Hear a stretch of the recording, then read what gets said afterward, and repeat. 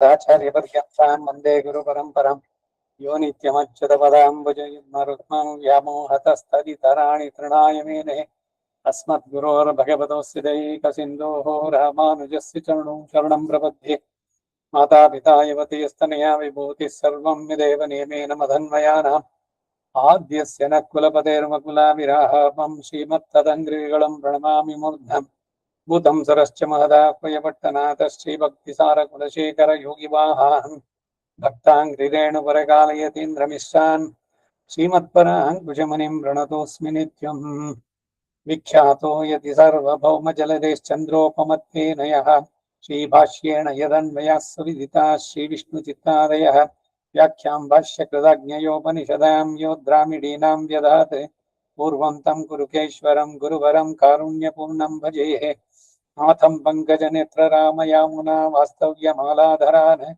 योगीन्द्रं कुरुकेशचन्द्रजलधिं गोविन्दपूरादिभौ भट्टार्यं निगमन्तयोगिजगदाचार्यौ सकृष्णद्वयौ वन्दे माधवपद्मनाभसुमनः कोलेशदेवादिपान् திருவருண்மால் சேனை முதலி ஷடகோபநாதமுனே சீர்உய்யக்குண்டார் நம்பி சென்றாம் ஆளவந்தார் குருமாலோதரர் குருஹைப்பிரார் கண்பாம்யதிராசர் கோவிந்தர் குரேஷர் பிரிய பட்டர் வேதாந்த முனிவர் தெருக்கண்ணர் கண்புடியனம் பிள்ளை இவரிடளித்தற்கு எய்ந்த குருமாதவர் பத்மநாபர் இவருளாளர்த்தம் திருவடியுன்னிய தேவ பெருமாள் கை கொண்டருளும் திருமலை ஆழ்வார் பொன்பதங்கள் முன் வெண்ணுள் சேர்ந்தனமே भक्तामृतं विश्वजनानुमोदनं सर्वार्थदं श्रीषटकोपवाङ्मयं सहस्रशाखोपनिषत्समागमं नमाम्यहं द्राविडवेदसागरं திருவழுதினாடென்னும் தென்குருகூர் என்னும் மறுவினியவன் பொருளென்னும் அருமறைகள் அந்தாதி செய்தானடியணிய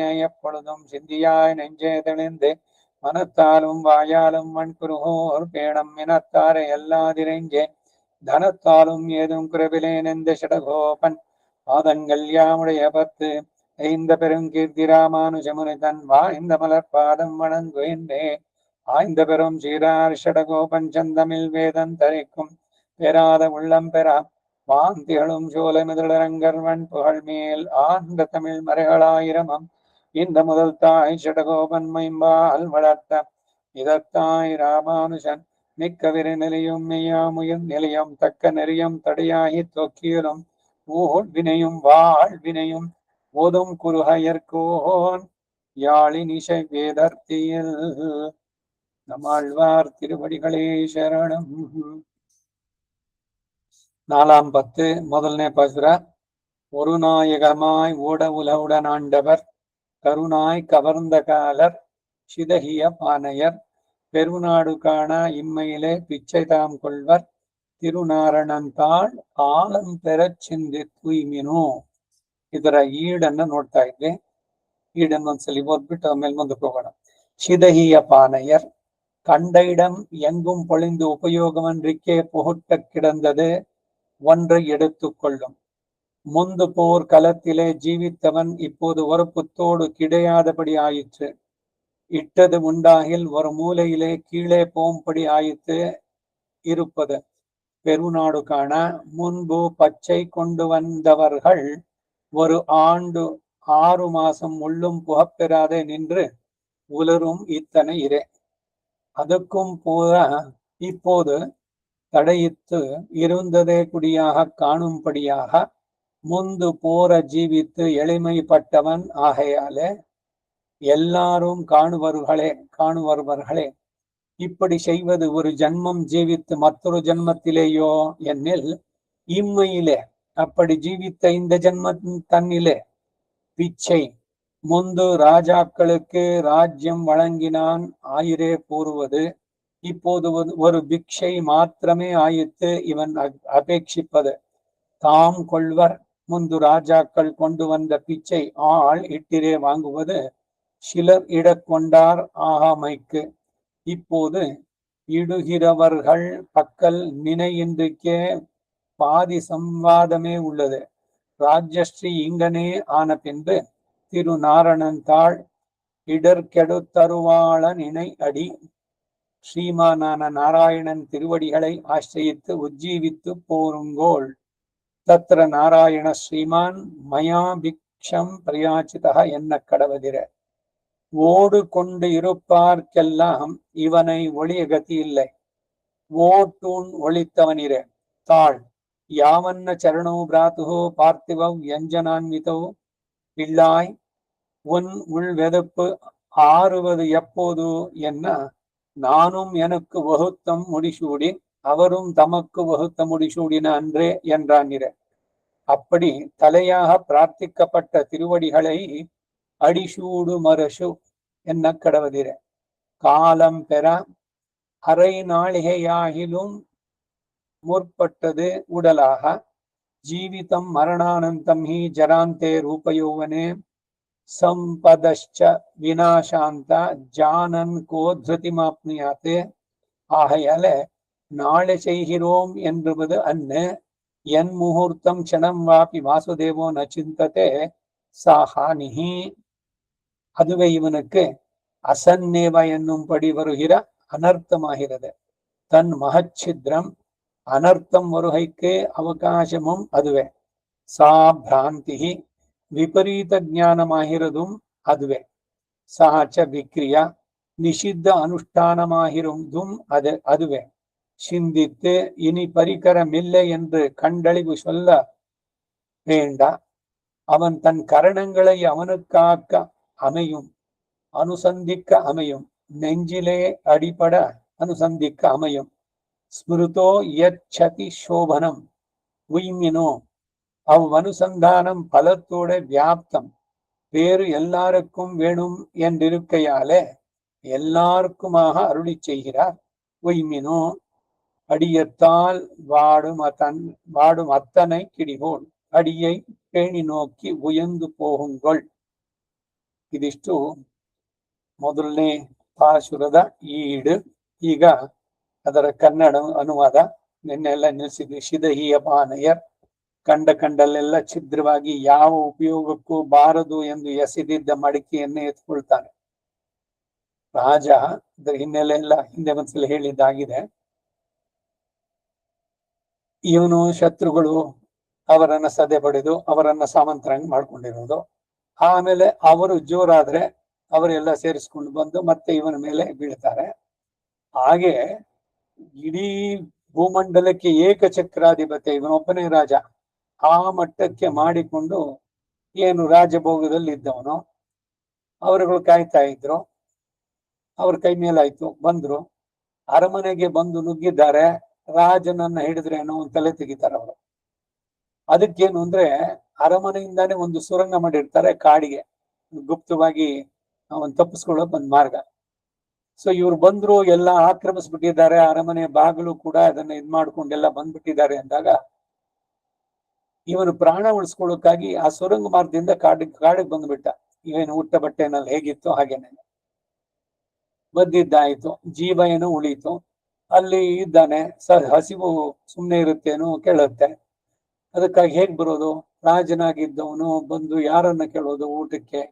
ಅಲ್ಲಾದ್ರೆ ಎಲ್ಲ ಕೈಗೊಬ್ಬ ಕಾಳಿಗೊಬ್ಬ ಆಳುಗಳಿದ್ರು. ಚಿನ್ನದ ತಟ್ಟೆನಲ್ಲಿ ತಿಂತಾ ಇದ್ದವನು ಈಗ ಅಲ್ಲಿ ಬಂದಿದ್ದಾನೆ. ಕಾಡಿನಲ್ಲಿ ಯಾರೋ ಒಡೆದು ಮಡಿಕೆ ಚೂರು ಬಿಸಾಕಿದಾರಲ್ಲಿ. ಆ ಚೂರನ್ನು ತಗೊಂಡಿದ್ದಾನೆ ತಟ್ಟಿಯಾಗಿ. ಅದ್ರಲ್ಲಿ ಇವ್ರು ಬಡಿಸಿದ್ರೆ ಒಂದ್ ಕಡೆಯಿಂದ ಬಿದ್ದು ಹೋಗುತ್ತೆ ಅದು. ಆ ತರದಲ್ಲಿ ಇರುವಂತಹದ್ದು. ಅದಕ್ ಬಂದಿದ್ದಾನೆ. ಎಸೆದಿದ್ದ ಮಡಿಕೆಯನ್ನು ಎತ್ಕೊಳ್ಳಿದ್ದಾನೆ. ಮೊದಲು ಚಿನ್ನದ ಬಟ್ಟಲಿನಲ್ಲಿ ಉಂಡು ಜೀವಿಸಿದವನು ಈಗ ಒಂದು ಹೊಸ ಕಪಾಲವನ್ನು ಪಡೆಯಲು ಅಸಾಧ್ಯವಾದಂತ ಸ್ಥಿತಿ. ಬಿಟ್ಟ ಹೇಗಿತ್ತು ಹಾಗೆ ಓಡ್ ಬಂದಿದ್ದು. ನಿಮ್ ಕೈನಲ್ಲಿ ಹಣ ಇಲ್ಲ, ಏನೂ ಇಲ್ಲ. ಹೋಗ್ಲಿ, ನಾನು ರಾಜ ಅಂತ ಹೇಳ್ಕೊಂಡು ಅಯ್ಯೋ ನಮ್ಮ ರಾಜನಿಗೆ ಗತಿ ಬಂತಲ್ಲ ಅಂತಂದ್ಬಿಟ್ಟು ಬೇರೆಯವ್ರಂದ್ರೆ ಅದಕ್ಕಿಂತ ದೊಡ್ಡ ಅವಮಾನ ಪ್ರಾಣಕ್ಕಿಂತ ಹೋದಂತೆ. ಅದಕ್ಕಾಗಿ ಕತ್ತಲಾಗಲಿ ಅಂತ ಕಾದು ಆಮೇಲೆ ಯಾವುದೋ ಒಂದು ಕರಿ ಕಂಬಳಿ, ಇದನ್ನ ವ್ಯಾಖ್ಯಾನದಲ್ಲಿ ಹೇಳುವಂತ ಮುಖವನ್ನು ಮರೆಸ್ಕೊಳ್ಳೋಕೆ, ತನ್ನ ಐಡೆಂಟಿಟಿ. ಹಾಗೆ ಕತ್ತಲಲ್ಲಿ ಬರ್ತಾ ಇರ್ಬೇಕಾದ್ರೆ ಒಂದ್ ನಾಯಿ ಮಲಗಿದೆ, ಅದನ್ನ ಕಚ್ಬಿಟ್ಟಿದ್ದಾನೆ. ಇವರು ಈಡ್ನಲ್ಲಿ ಹೇಳ್ಬೇಕಾದ್ರೆ ಏನು ಅಂದ್ರೆ, ಆ ಕರಿ ನಾಯಿ ಅಂತದ್ದು ಅಂದ್ರೆ ಆಡ್ತಾನೆ ಮರಿ ಹಾಕಿರೋದು. ಈ ಮರಿ ಹಾಕಿರುವ ನಾಯಿ ಹತ್ರ ಯಾರು ಬಂದ್ರೆ ಎಲ್ಲಿ ತನ್ನ ಮರಿಗಳಿಗೆ ತೊಂದರೆ ಮಾಡುತ್ತೋ ಅಂತ ಓಡಿ ಬಂದು ಅದೇ ಕಚ್ಬಿಡುತ್ತೆ. ಇವನು ಅದ್ರ ಮೇಲೆ ಕಾಲಿಟ್ಬಿಟ್ಟಿದ್ದಾನೆ. ಕರುನಾಯಿ ಕವರಂದ ಕಾಲರ್. ಹಾಗೆ ಹೊಸ ಕಪಾಲವು ಪಡೆಯಲು ಅಸಾಧ್ಯವಾದ ಸ್ಥಿತಿ. ಯಾರಾದ್ರೂ ಭಿಕ್ಷೆ ನೀಡಿದ್ರೆ ಒಂದು ಮೂಲೆಯಲ್ಲಿ ಚೆಲ್ಲಿ ಹೋಗುವಂತೆ ಇರುತ್ತೆ, ಇವನು ಎಲ್ಲ ಇರುವ ಕಪಾಲ ಯಾರಾದ್ರು ಕೊಟ್ರು ಕೂಡ ಅದು ಆ ಚೂರ್ನಲ್ಲಿ ಉಳಿಯೋಲ್ಲ, ಯಾಕೆಂದ್ರೆ ಎಲ್ಲ ಒಡೆದೋಗಿರೋ ಚೂರು ಅದು. ಅದ್ರಲ್ಲಿ ಪೆರು ನಾಡು ಕಾಣ ಮೊದಲು ಕಪ್ಪ ಕಾಣಿಕೆಗಳನ್ನು ತೆಗೆದುಕೊಂಡು ಬಂದವರು 6 ತಿಂಗಳ ಒಳಗೆ ಬರಲು ಅವಕಾಶ ಸಿಕ್ಕದೆ ಬಾಗಿಲಲ್ಲೇ ನಿಂತು ಒಣಗ್ತಿದ್ರಷ್ಟೇ. ಇವನು ನೋಡೋಕ್ಕೆ ಅವ್ರು ವೇಟ್ ಮಾಡ್ಬೇಕು ಅಪಾಯಿಂಟ್ಮೆಂಟ್ ಸಿಗೋದು ಅಂತವ್ರು. ಅದಕ್ ಮೊದಲು ಈಗ ಯಾವ ಅಡೆತಡೆಯೂ ಇಲ್ಲದೆ ಎಲ್ಲರೂ ಯಾವ ಶ್ರಮವೂ ಇಲ್ಲದೆ ನೋಡುವಂತಿದ್ದಾನೆ. ನೋಡೋದಕ್ಕೆ ಸುಲಭನೋ ರಾಜನನ್ನ? ಈಗ ಕಾರಣ ಹಿಂದೆ ಚೆನ್ನಾಗಿ ಬಾಳಿ ಈಗ ದುರ್ಗತನಾದ್ದರಿಂದ ಎಲ್ಲರೂ ಇವನನ್ನು ನೋಡಲು ಬರ್ತಾರಲ್ವೇ. ಒಂದು ಜನ್ಮದಲ್ಲಿ ಚೆನ್ನಾಗಿ ಜೀವಿಸಿ ಮತ್ತೊಂದು ಜನ್ಮದಲ್ಲಿಯೂ ಈ ರೀತಿ ದುರ್ಗತನಾದದ್ದು ಅಂದ್ರೆ ಇಮ್ಮೈಲೆ ಆ ರೀತಿ ಬಾಳಿದ ಈ ಜನ್ಮದಲ್ಲಿಯೇ ಪಿಚ್ಚೈ ಹಿಂದೆ ರಾಜರಿಗೆ ರಾಜ್ಯವನ್ನ ದಯಪಾಲಿಸ್ತಾ ಇದ್ದ, ಈಗ ಇವನು ಅಪೇಕ್ಷಿಸುವುದು ಕೇವಲ ಒಂದು ತುತ್ತು ಅನ್ನ ಅಲ್ವೇ. ಯಾವುದೋ ಕಾಲದಲ್ಲಿ ಆಗ್ಬೇಕಿಲ್ಲ, ಇದರಲ್ಲೇನೆ.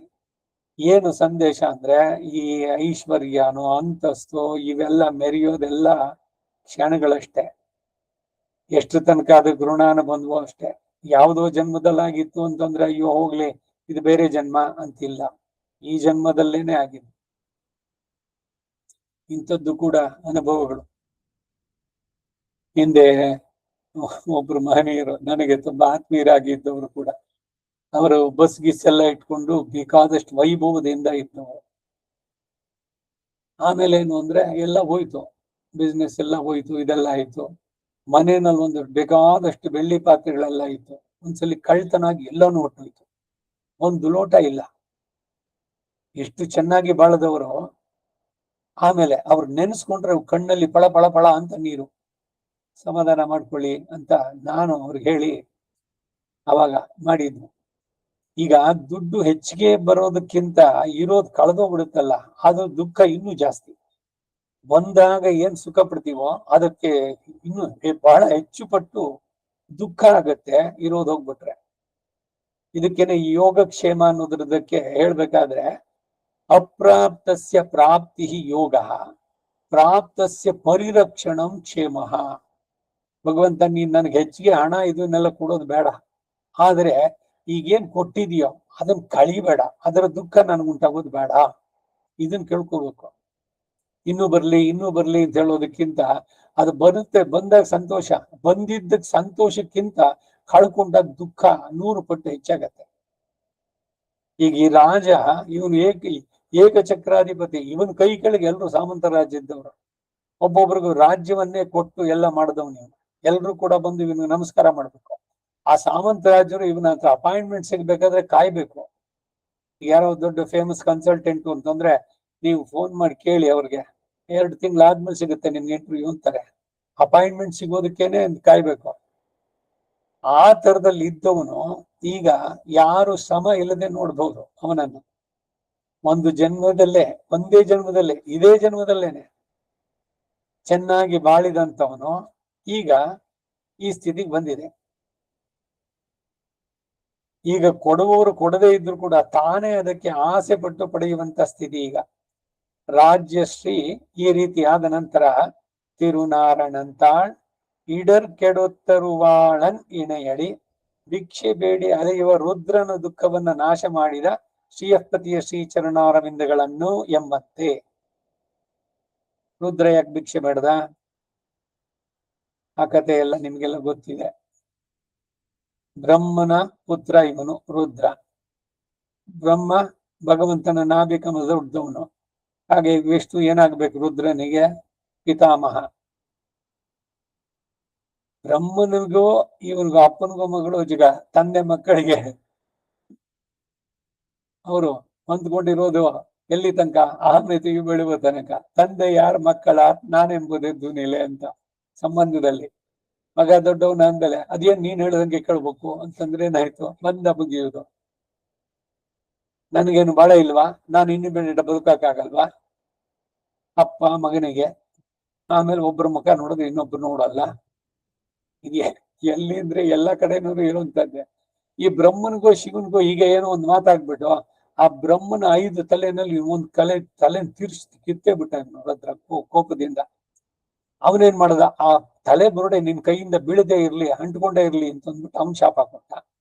ಕಡೆಗೆ ಇದಕ್ ಪರಿಹಾರ ಏನು ಅಂದ್ರೆ, ಅವನ ಆ ತಲೆ ಬುರುಡೆ ಇಟ್ಕೊಂಡಿದ್ನಲ್ಲ, ಯಾರು ಭಿಕ್ಷೆ ಹಾಕಿದ್ರೆ ಅದು ಅದರಲ್ಲಿ ನಿಲ್ಲುತ್ತೋ ಆವಾಗ ನಿನ್ಗೆ ಆ ಕಪಾಲದಿಂದ ಮೋಕ್ಷ. ಕಪಾಲ ನನ್ ಮೋಕತ್ತು ಕಂಡುಕೊಳ್ಮೀನ್, ಯಾರು ಹೂ ಇಸ್ ದ ಸುಪ್ರೀಂ ಅನ್ನೋದನ್ನ ಅಂತ ಹೇಳ್ಬೇಕಾದ್ರೆ ಮುಂದೆ ಆಳ್ವಾರೇ ಅನುಸಂಧಾನ ಮಾಡ್ತಾರ ಆ ರೀತಿ. ಹಾಗೆ ಕೈಯಿನಲ್ಲಿ ಕಪಾಲ, ತಲೆ ಬುರುಡೆ, ಅದ್ ಹಾಕಿದ್ರೆ 9 ತೂತುಗಳು, ಕಣ್ಣು ಕಿವಿ ಬಾಯಿ ಮೂಗಿಂದೆಲ್ಲ ಇರೋದು. ಹಾಕಿದ ತಕ್ಷಣ ಎಲ್ಲ ಸೋರು ಹೋಗುತ್ತೆ. ಯಾವ್ದು ನಿಲ್ಬೇಕೋ ಅದು ಅದು ಆ ತಿರುಕಂಡಿಯೂರ್. ಅಲ್ಲಿ ಭಗವಂತ ತನ್ನ ಹೃದಯದಿಂದನೇ ಅಮೃತವನ್ನ ತೆಗೆದು ಹಾಕ್ದ. ಅವಾಗ ಆ ಬ್ರಹ್ಮ ಕಪಾಲ ಅವನ ಕೈನಲ್ಲಿ ಇದ್ದಿದ್ದು ಸಿಡಿದು ಬಿದ್ದದ್ದು ಬದರಿಕಾಶ್ರಮದಲ್ಲಿ. ತಮಿಳ್ನಾಡಿನಿಂದ ಹೋಗಿ ಬಿದ್ದಿದ್ದು ಬದರಿಕಾಶ್ರಮಕ್ಕೆ, ಅದಕ್ಕೆ ಅದು ಬ್ರಹ್ಮ ಕಪಾಲ ಅನ್ನುವಂಥದ್ದು. ಹೀಗೆ ಇಲ್ಲಿ ಅದನ್ನ ನೆನ್ಸ್ಕೊಳ್ತಾ ಇದ್ದಾರೆ. ತಿರುನಾರಣಂತಾಳ್ ಇಡರ್ ಕೆಡುತ್ತರುವಾಳನ್, ಭಿಕ್ಷೆ ಬೇಡಿ ಅಲೆಯುವ ರುದ್ರನ ದುಃಖವನ್ನು ನಾಶ ಮಾಡಿದ ಶ್ರೀಯಪತಿಯ ಚರಣಾರವಿಂದಗಳನ್ನ ಎಂಬಂತೆ ಶ್ರೀಮನ್ನಾರಾಯಣನ ತಿರುವಡಿಗಳನ್ನ ಆಶ್ರಯಿಸಿ ಶ್ರೇಯಸ್ಸನ್ನು ಪಡೆದು ಬದುಕಲು ನೋಡಿ ಅಂತ. ತತ್ರ ನಾರಾಯಣ ಶ್ರೀಮಾನ್ ಮಯಾ ಭಿಕ್ಷಾಂ ಪ್ರಜಾಚಿತ, ಹಿಮವತ್ ಪರ್ವತಕ್ಕೆ ಹೋಗಿ ಅಲ್ಲಿ ನಾರಾಯಣನಲ್ಲಿ ನಾನು ಭಿಕ್ಷೆ ಬೇಡಿದೆ ಎನ್ನುತ್ತಾನೆ ರುದ್ರ ಹಿಮವತ್ ಪರ್ವತದಲ್ಲಿ. ಆದ್ದರಿಂದ ಭಿಕ್ಷಾ ಪಾತ್ರೆ ಹಿಡಿದವರಿಗೆಲ್ಲ ಇವನನ್ನು ಬಿಟ್ರೆ ಬೇರೆ ಯಾರು ಗತಿ ಇಲ್ಲ, ಯಾರು ಶ್ರೀಮನ್ನಾರಾಯಣನ. ಓಟೂಣ್ ಒಳಿತವನಿರೇತಾಳ್ ಯಾವನ್ನ ಚರಣೋ ಭ್ರಾತು ಪಾರ್ಥಿವ ವ್ಯಂಜನಾನ್ವಿತವು ಎಂಬಂತೆ ನಿನ್ನ ಅಂತಸ್ತಾಪವು ಹೋಗುವುದು ಯಾವಾಗ ಎಂದಾಗ, ಭರತನು ನಾನು ನನಗೆ ಯೋಗ್ಯವಾದ ಕಿರೀಟವನ್ನ ಧರಿಸಿ, ಅವರು ಅಂದ್ರೆ ಶ್ರೀರಾಮಚಂದ್ರಮೂರ್ತಿ ತಮಗೆ ಯೋಗ್ಯವಾದ ಕಿರೀಟವನ್ನು ಧರಿಸಿದ ದಿನದಂದೇ ಅಲ್ಲಿಯ ತನಕ ಅಣ್ಣ ಹೇಗಿರ್ತೇನೋ ಹಾಗೆ ನಾನು ಇರ್ತೀನಿ. ಯಾವನ್ ಯಾವತ್ ನ ಚರಣೋ ಭ್ರಾತು ಪಾರ್ಥಿವ ವ್ಯಂಜನಾನ್ವಿತೋ, ಆ ರಾಮನ ಚಿವ್ಯ ಚರಣಗಳು ನನಗೆ ಸಿಗಬೇಕು, ಅದಕ್ಕೆ ತಗೊಂಡ್ಬಂದಿದ್ದಾನೆ, ಅದು ನನ್ನ ಸ್ಥಳ ಅಂತ ಹೇಳಿ ಈ ರೀತಿಯಲ್ಲಿ ಕಿರೀಟವಾಗಿ ಪ್ರಾರ್ಥಿಸಲ್ಪಟ್ಟಂತ ಸಿರಿಯ ಅಡಿಗಳನ್ನ ಅಡಿಶೂಡು ಮರಶು ಅಂತ ಹೇಳ್ಬೋದಲ್ವೇ. ಭಗವಂತನ ಪಾದಗಳು ಎನ್ನುವ ಕಿರೀಟವನ್ನು ತಲೆಯಲ್ಲಿ ಧರಿಸಿದವನು ಭರತ. ಭರತಾಯ ಪರಂ ನಮೋಸ್ತು ತಸ್ಮೈ ಪ್ರಥಮೋದಾಹರಣಾಯ ಭಕ್ತಿ ಭಾಜಾಂ. ಭಕ್ತಿ ಅನ್ನೋದನ್ನ ಚೆನ್ನಾಗಿ ತಿಳಿದು ಅದನ್ನ ಆಚರಿಸಿದವರಲ್ಲಿ ಮೊದಲಿಗ ಭರತ. ಪಾದುಕಾ ಸಹಸ್ರದಲ್ಲಿ ಅದಕ್ಕೇನೆ ಭರತಾಯ ಪರಂ ನಮೋಸ್ತು ತಸ್ಮೈ ಅಂತಾರೆ. ಕಾಲಂಪೆರ ಅರ್ಧ ಗಳಿಗೆಯೂ ತಡ ಮಾಡದೆ ಸ್ಮರಿಸ್ಬೇಕು. ಗಳಿಗೆ ಘಟಿಕಾಚಲಪತೆ ಶೋಲಿಂಗರ್ ತಿರುಕಡಿಹೈ, ಅಲ್ಲಿ ಅರ್ಧ ಗಳಿಗೆ ಆ ಸ್ಥಳದಲ್ಲಿ ಹೋಗಿ ಬಂದ್ರು ಕೂಡ, ಅಲ್ಲಿ ನಿಂತರು ಕೂಡ ಅವ್ರಿಗೆ ಮೋಕ್ಷ ಅಂತ. ಅದು ನರಸಿಂಹ ಇದ್ದಾನಲ್ಲಿ, ಸುಧಾವಲ್ಲಿ ಸಮೇತ ಶ್ರೀ ನರಸಿಂಹ ಅಲ್ಲಿ ಆಂಜನೇಯ, ಒಂದ್ ಕಡೆ 1300 ಮೆಟ್ಲು, ಇನ್ನೊಂದ್ ಕಡೆ 600 ಮೆಟ್ಲಿಗೆ ಆಂಜನೇಯ ನೋಡೋದು. ಘಟಿಕಾಚಲ, ಇಲ್ಲಿ ಅರ್ಧ ಗಳಿಗೆಯೂ ತಡ ಮಾಡದೆ ಸ್ಮರಿಸ್ಬೇಕು ಅಂದ್ರೆ ಒಂದು ಗಳಿಗೆ ಅಲ್ಲಿದ್ರು ಸಾಕು ಮೋಕ್ಷ ಸಿಗುವಂತ. ಜೀವಿತಂ ಮರಣಾಂತಂ ಹಿ ಜರಾಂತೆ ರೂಪ ಯೌವನೆ ಸಂಪದಶ್ಚ ವಿನಾಶಾಂತ ಜಾನನ್ ಕೋ ಧೃತಿಮಾಪ್ನುಯಾತೆ.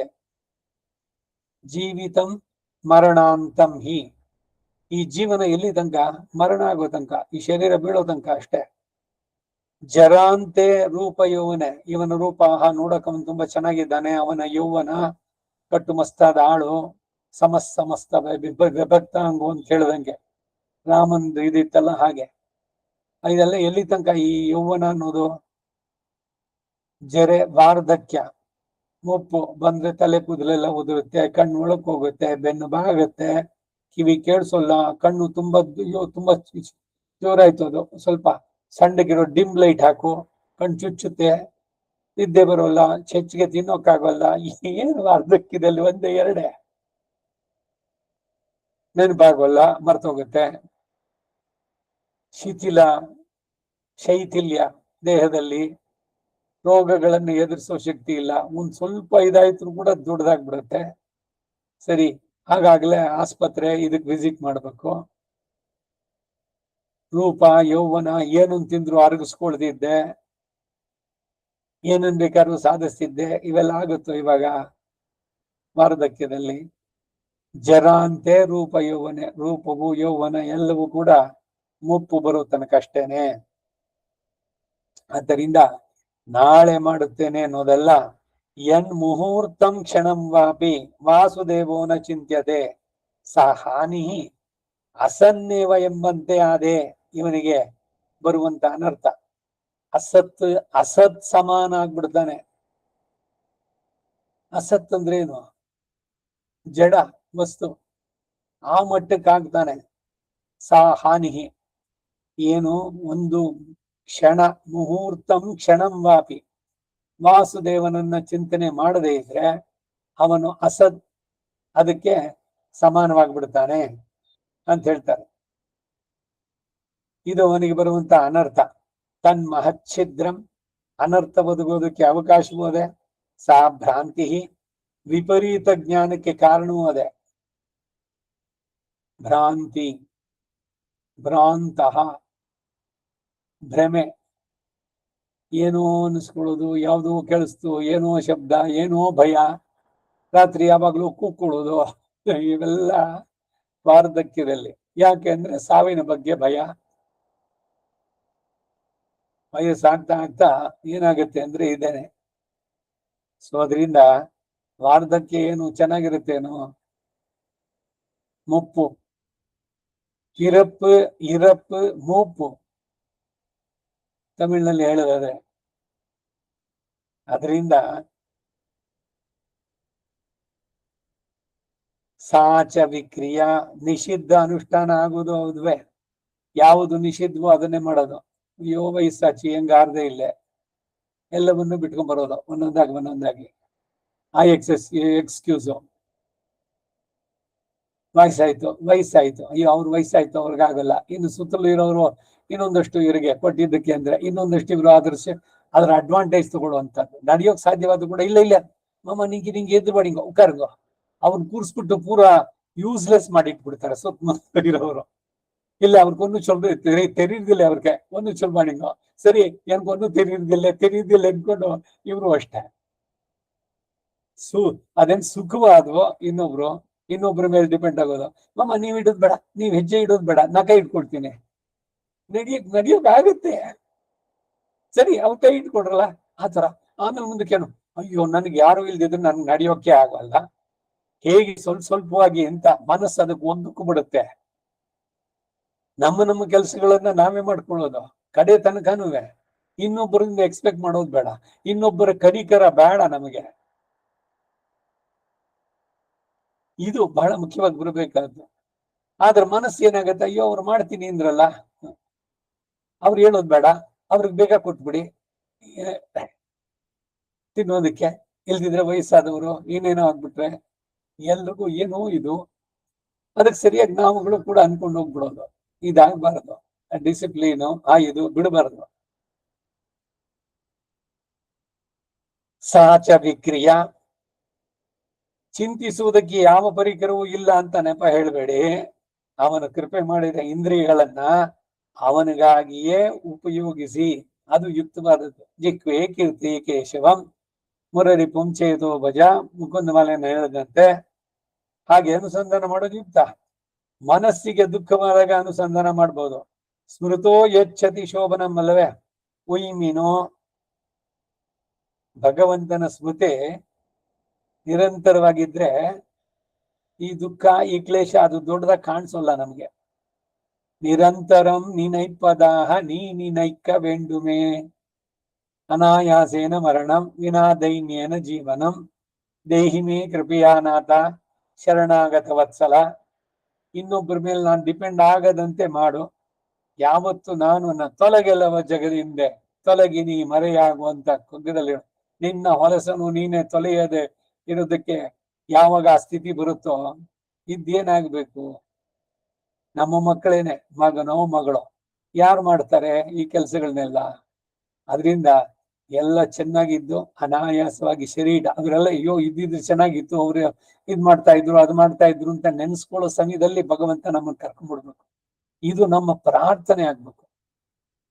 ನಮ್ಮ ಪ್ರಾರ್ಥನೆ ನಾವು ಬಯಸಿದ ತಕ್ಷಣ ಅದಾಗ್ಬಿಡುತ್ತೋ. ಅವರು ಅನಂತರಂಗಾಚಾರ್ಯ ಮತ್ತೆ ಹೇಳ್ತಾ ಇದ್ರು, ಆಯ್ತು ನನಗೇನು ಆಗ್ಬೇಕಾಗಿಲ್ಲ, ಇನ್ನು ಪುಸ್ತಕ ಬರೆದಿದ್ದಾಯ್ತು, ದುಡ್ಡು ಬಂತು, ಸನ್ಮಾನಗಳಾಯ್ತು, ಇನ್ನೇನೋ ಪುಸ್ತಕ ಹಾಕ್ಬೇಕು, ಇನ್ನೇನೋ ನಾನ್ ಮಾಡ್ಬೇಕು, ಏನೂ ಇಲ್ಲ. ಎಲ್ಲ ಮುಗಿದಿದೆ. ನನ್ನಿಂದ ಯಾರಿಗೂ ಏನು ಆಗ್ಬೇಕಾಗಿಲ್ಲ, ನನ್ನ ಮಕ್ಕಳಿಗೆ ನಾನು ಸಂಪಾದನೆ ಮಾಡಿ ಹಾಕ್ಬೇಕಾಗಿಲ್ಲ. ಅವರವರ ಬಾಳು ಅವರವರು ರೂಪಿಸ್ಕೊಂಡಿದ್ದಾರೆ. ಒಂದ್ ಕಾಲ್ ಮೇಲೆ ಎತ್ಬಿಟ್ಟಿದ್ದೀನಿ, ಯಾವಾಗ ಈ ಶರೀರ ಬಿಡೋದು ಅಂತ. ಆದ್ರೆ ಅವನ ಸಂಕಲ್ಪನಲ್ಲ, ಅದಷ್ಟು ದಿವಸ ಇರ್ಲೇಬೇಕು. ಅದಕ್ಕಾಗಿ ನಿರಂತರವಾಗಿ ನಾವು ಪ್ರಾರ್ಥನೆ ಮಾಡಬೇಕು ಭಗವಂತನನ್ನ. ವಾರ್ಧಕ್ಯದಲ್ಲಿ ಬರುವಂತ ನೋವುಗಳು ಸಹನೀಯವಾಗಲಿ. ವಾರ್ಧಕ್ಯವನ್ನೇ ತೆಗೆದು ಬಿಡುವಂತ ಅನ್ನೋಕ್ಕಾಗಲ್ಲ, ಯಾಕೆಂದ್ರೆ ಸಹಜ. ಶರೀರಕ್ಕೆ ವಾರ್ಧಕ್ಯ ಬರೋದು ಇಟ್ಸ್ ವೆರಿ ನ್ಯಾಚುರಲ್. ಯಾವುದು ಸಹಜವಾಗಿದೆಯೋ ಅದಕ್ಕೆ ವಿರುದ್ಧವಾಗಿ ಮಾಡೋದಕ್ಕಾಗತ್ತೋ? ಏನೋ ಫೇಶಿಯಲ್ ಸರ್ಜರಿ ಮಾಡ್ಕೊಳ್ಳಿ, ಈ ಕಣ್ಣಿನ ಹುಬ್ಬುಗಳು ಕೆಳಗಡೆ ಇಳಿದಿದೆ, ಅದಕ್ಕೆ ಅದನ್ನ ಕೆತ್ತಿ ಮೇಲಕ್ಕೆ ಕಟ್ಟಿ ಅಲ್ಲಿ ಇನ್ನೇನೋ ಮಾಡಿ, ಏನೇನೋ ಸರ್ಕಸ್ಸುಗಳು. ಕೆನ್ನೆ ಕೆಳಗೆ ಜಾರಿ ಇದೆ, ಅದಕ್ಕೆ ಫೇಶಿಯಲ್ ಇರೋದು. ಇವೆಲ್ಲ ಏನೋ ಹೋಗ್ಲಿ ಮಾಡಿಸ್ಕೊಂಡ್ರೆ ಅದು ಪರ್ಮನೆಂಟ್ ಆಗಿರುತ್ತೋ? ಆದ್ರೂ ಕೂಡ ಇದು ಅದಕ್ಕೇನು ಅಂದ್ರೆ ಎಲ್ರಿಗೂ ಯಂಗ್ ಆಗಿರೋದಕ್ಕೆ ಇದು ಬಯಕೆ. ಯಾರು ತಾತ ಅಂದ್ಬಿಟ್ಟು ಅಯ್ಯೋ ತಾತ ಅಂತ ಕರಿಬೇಡಿ ನನ್ನನ್ನ. ಯಾಕೆ ಕರೆದ್ರೆ ಏನಾಗುತ್ತೆ? ನಾಳೆ ದಿವಸ ಹೋಗ್ಬಿಟ್ರೆ ತಾತ ಅಂದ್ರೆ ಆಗೋಯ್ತು, ನೆಕ್ಸ್ಟ್ ಸ್ಟೇಜ್ ಹೋಗೋದಷ್ಟೇನೆ. ಎಷ್ಟು ಭಯ ನಮಗೆ ಸಾವಿನ ಬಗ್ಗೆ ಅಂತ. Why not we face it? ಅದು ಸಹಜವಾದದ್ದು ಅಂತ ಒಪ್ಕೊಳ್ಳೋ ಸ್ಥಿತಿ ಬಂದ್ರೆ ಅವಾಗ ಹೆಂಗ್ ಸಾಯ್ಬೇಕು ಅನ್ನೋದನ್ನ ನೋಡ್ಬೋದು. ಅನಾಯಾಸವಾಗಿ ಹೋಗೋಣ. ಅಪಮೃತ್ಯು ಪರಿಹರಿಸು ಅನಿಲ ದೇವ. ಇನ್ನೊಬ್ಬರ ಮೇಲೆ ಡಿಪೆಂಡೆಂಟ್ ಆಗದಂತೆ ನನ್ನನ್ನು ಅನುಗ್ರಹಿಸು. ನನ್ನ ಇಂದ್ರಿಯಗಳು ನೀನೆ ಕೊಟ್ಟಿದ್ದು, ಈ ಇಂದ್ರಿಯಗಳು ನಿನ್ನ ಕೈಂಕರ್ಯಕ್ಕೆ ಮುಡಿಪಾಗಿರ್ಲಿ. ಭಾಗವತ ಆಚಾರ್ಯ ಪಿತೃ ಕೈಂಕರ್ಯ ಉಪಯುಕ್ತ ಶರೀರ ಎಲ್ಲಿ ತನಕ? ಕಡೆ ಉಸಿರಿನೋ ತನಕ. ಆಮೇಲೆ ಏನು? ಅಯ್ಯೋ ಹಾರ್ಟ್ ಅಟ್ಯಾಕ್ ಆಯ್ತು, ಏನೋ ಒಂದು ಹೇಳಿ, ಅವರು ಒಂದ್ ಲೇಬಲ್ ಹಚ್ಬೇಕು, ಹೋಗೋದಕ್ಕೆ ಒಂದ್ ಕಾರಣ. ಬಟ್ ಲಾಸ್ಟ್ ಮೂಮೆಂಟ್ ತನಕ ಚೆನ್ನಾಗಿದ್ದು ಟಕ್ ಅಂತ ಹೊರಟ್ಬಿಡ್ಬೇಕು. ಇದನ್ನ ಪ್ರಾರ್ಥನೆ ದಿವಸಾಲು ನಾವು ಮಾಡ್ಬೇಕಾದ್ದು ಭಗವಂತನಲ್ಲಿ. ಸಂಸಾರ ಸಾಗರಂ ಘೋರಂ ಅನಂತ ಕ್ಲೇಶ ಭಾಜನಂ. ಏನಿದೆ ಸುಖ ಸಂಸಾರದಲ್ಲಿ? ಆದ್ರೂ ಬಯಸ್ತೀವಿ, ಏನೋ ಸಿಗತ್ತೆ, ಇವತ್ತಿಲ್ಲ ನಾಳೆ ಮುಂದೆ. ಮದುವೆ ಆದ್ಮೇಲೆ ಸಿಗತ್ತೆ, ಮಕ್ಕಳಾದ್ಮೇಲೆ ಸಿಗತ್ತೆ, ಮನೆ ಕಟ್ಟಿದ್ಮೇಲೆ ಸಿಗತ್ತೆ, ಮೊಮ್ಮಕ್ಕಳಾದ್ಮೇಲೆ ಸಿಗತ್ತೆ. ಸಿಗುತ್ತೆ ಅನ್ನೋದ್ರಲ್ಲೇನೆ ಮುಗಿದೋಯ್ತು ಜೀವನವೇ ಮುಗಿದೋಯ್ತು. ಬಾಳು ಎಲ್ಲಿಯ ತನಕ? ಮರಣಾಂತಂ. ಜೀವಿತಂ ಮರಣಾಂತಂ. ಸೊ ಅದರಿಂದ ಇದನ್ನ ಚೆನ್ನಾಗಿ ನಾವು ಮನಸ್ಸಿಗೆ ತಂದುಕೊಂಡು ಭಗವಂತನ ಚಿಂತನೆ ಮಾಡೋದನ್ನ ಪೋಸ್ಟ್ಪೋನ್ ಮಾಡೋದು ಬೇಡ. ಇವಾಗ ನಾಳೆಯಿಂದ ಶುರು ಮಾಡೋಣ, ಸ್ತೋತ್ರ ನಾಳೆಯಿಂದ ಹೇಳೋಣ, ಇನ್ನೇನೋ ಒಂದ್ ಒಳ್ಳೆ ಕೆಲಸ ನಾಳೆಯಿಂದ ಮಾಡಿ. ನಾಳೆ ಬೇಡ, ಇವತ್ತೇ ಮಾಡಿ. ಇವತ್ತು ಮಾಡೋದೇನ್ ರಾತ್ರಿಗ? ಇಲ್ಲ, ಈಗಲೇನೆ. ಇವತ್ತು ಮಾಡ್ಬೇಕು ಅಂತದ್ದನ್ನ ಈಗಲೇ ಮಾಡ್ಬೇಕು. ಇದರಲ್ಲಿ ನಿಧನ ಆಗ್ಬಾರ್ದು. ಕಾಲಂ ಪೆರ ಚಿಂದಿತ್ತು. ಅದಕ್ಕಾಗಿ ಹೇಳಿದ್ದು ಸ್ಮೃತೋ ಯಚ್ಚತಿ ಶೋಭನ ಮಂದಂತೆ. ಎಲ್ಲರಿಗೂ ಬೇಕು ಅಂತಂದ ಮೇಲೆ ಎಲ್ಲರಿಗೋಸ್ಕರ ಉಪದೇಶ ಮಾಡ್ತಾರೆ. ಮೀನು ಬೇರನ್ನ ನಾಶ ಮಾಡಿದ್ರೆ ಎಲ್ಲವೂ ಬಾಡುತ್ತೆ. ಅವನ ಸಿರಿ ಎಡೆಗಳನ್ನ ಆಸೆ ಪಟ್ಟು ಧ್ಯಾನಿಸಿ ಕಂಡು ಉಜ್ಜೀವಿಸಿ. ಇನ್ನು ಐಹಿಕವಾದ ಬಯಕೆಗಳು, ಧನ ಧಾನ್ಯ, ಪಶು, ಏನೋ ಸಮೃದ್ಧಿ, ದೀರ್ಘವಾದಂತ ಆಯಸ್ಸು, ಇವುಗಳೆಲ್ಲ ಕೇಳಿದ್ದು ಎಲ್ಲ ಅಷ್ಟೇ. ಸಂಬಂಧಗಳು ಎಲ್ಲ ಅಷ್ಟೇ. ಅದರಿಂದ ಇವುಗಳನ್ನೆಲ್ಲ ನೆಚ್ಚದೆ ಇದನ್ನ ಬಿಟ್ಟು ಭಗವಂತನಲ್ಲಿಗೆ ಆದಷ್ಟು ಬೇಗ ತಿರುನಾರಾಯಣನ ದಿವ್ಯ ಚರಣಗಳನ್ನ ಆಶ್ರಯಿಸಿ ಉಜ್ಜೀವನ ಉಯಿಂದು ಪೋನೇನೆ ಉಯಿಂದು ಪೋಹಂಗಳ್ ಉದ್ಧಾರ ಮಾಡ್ಕೊಳ್ಳಿ. ಉಯಿಂದು ಅಂತಂದ್ರೆ ಉದ್ಧಾರ ಮಾಡ್ಕೊಳ್ಳುವಂತ. ಇಲ್ಲಿಗೆ ಮೊದಲನೇ ಪಾಶುರ ಆಯ್ತು. ಈಗ இரண்டாம் பாட்டு, ಅದಕ್ಕೊಂದು ಪೀಠಿಗೆ. ராஜ்யத்தை இழக்கையே அன்றைக்கே ராஜ்யம் பண்ணுகிற நாளில் போகைகளாக ಪರಿಗೃಹೀತ ಸ್ತ್ರೀಹಳಿயும் ಶತ್ರುಗಳು ಕೊಡುತ್ತು ಎಳಿಮೈ ಪಡುವರ್ ಎಂಗಿರ. ರಾಜ್ಯವನ್ನು ಕಳ್ಕೊಂಡಿದ್ದೇನೋ ಸರಿ, ರಾಜ್ಯ ಆಳುವ ಕಾಲದಲ್ಲಿ ಇವನು ಭೋಗ್ಯತಾ ಬುದ್ಧಿಯಿಂದ ಅನೇಕ ಸ್ತ್ರೀಯರನ್ನ ಪರಿಗ್ರಹಿಸಿದ್ದಾನೆ. ರಾಜ ಬಹುವಲ್ಲಭ ಅಂತ. ಈಗ ಅವರನ್ನು ಶತ್ರುಗಳಿಗೆ ತಾನೇ ಒಪ್ಪಿಸಿ ಹೀನನಾಗುವಂತದ್ದು. ಒಂದು ತನ್ನ ರಾಜ್ಯ ಪದವಿ ಕಳ್ಕೊಂಡಿದ್ನು, ಇನ್ನು ತನ್ನವರು ಅಂತ ಯಾರನ್ನೆಲ್ಲ ಇಟ್ಕೊಂಡಿದ್ನೋ ಅವರೆಲ್ಲರನ್ನು ತಾನೇ ಅವರಿಗೆ ಒಪ್ಪಿಸುವಂತ ಸ್ಥಿತಿ. ಇದು 2ನೇ ಪಾಶರದಲ್ಲಿ ಬರೋದು. ஒய்மின்திர குணந்து என்னுலகாண்டவர் இம்மையே தம்மின் சுவை மடவாரை பிறர் கொள்ளத்தாம் விட்டு வெம்மினொளி வெயில் கானகம் போய்க்குமை தின்பர்கள் செம்மின் முடி திருமாலை ವಿರೈಂದಡಿ ಶೇರ್ಮಿನೋ.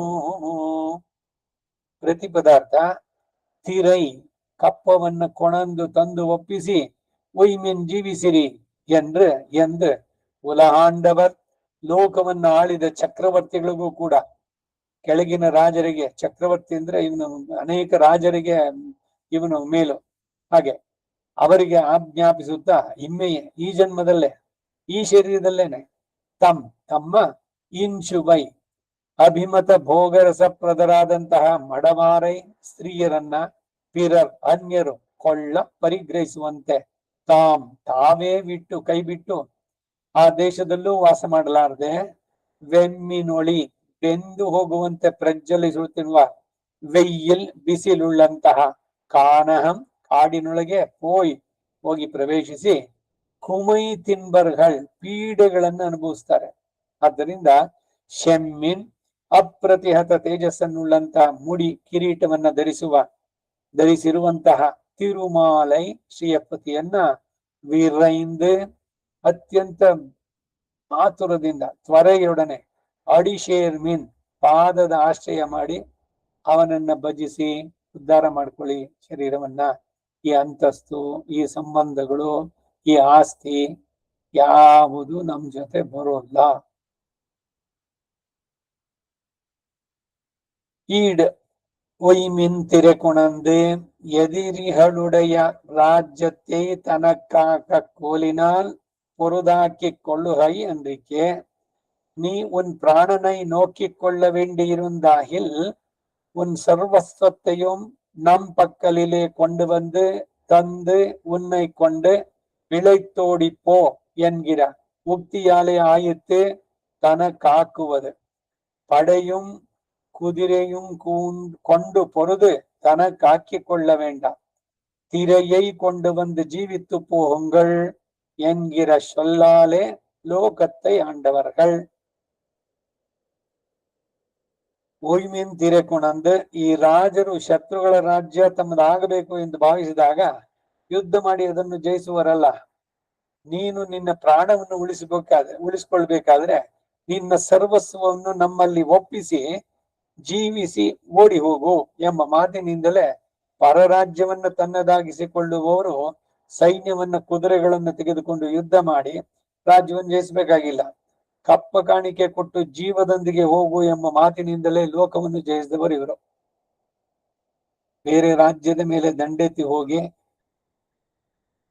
ಅಲ್ಲಿ ಭೀಷ್ಮ ಯುಧಿಷ್ಠಿರಂಗೆ ಹೇಳಬೇಕಾದ್ರೆ ಈ ಯುದ್ಧ ಅನ್ನೋದು ಪೂರ ಕಡೆಯ ಲಾಸ್ಟ್ ಸಾಟ್ ಅಂತ.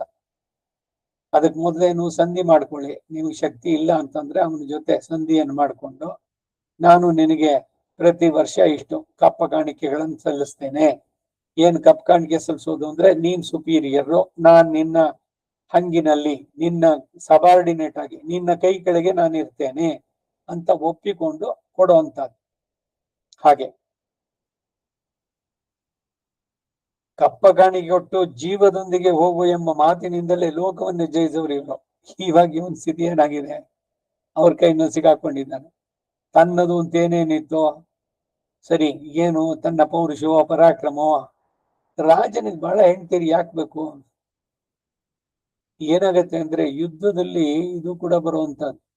ಈಗ ಒಬ್ಬ ರಾಜ ಇನ್ನೊಬ್ಬ ರಾಜನ ಮೇಲೆ ಯುದ್ಧಕ್ಕೆ ಹೊರಟ, ಇವನು ಬಹಳ ಪ್ರಬಲವಾಗಿದ್ದಾನೆ, ಅವನ ಪರಾಕ್ರಮ ಪೌರುಷವೂ ಕೂಡ. ಆ ರಾಜ ಏನ ಅಂದ್ರೆ ಅವನು ಇವನನ್ನು ಎದುರಿಸುವಂತ ಶಕ್ತಿ ಇಲ್ಲ ಅವನಿಗೆ.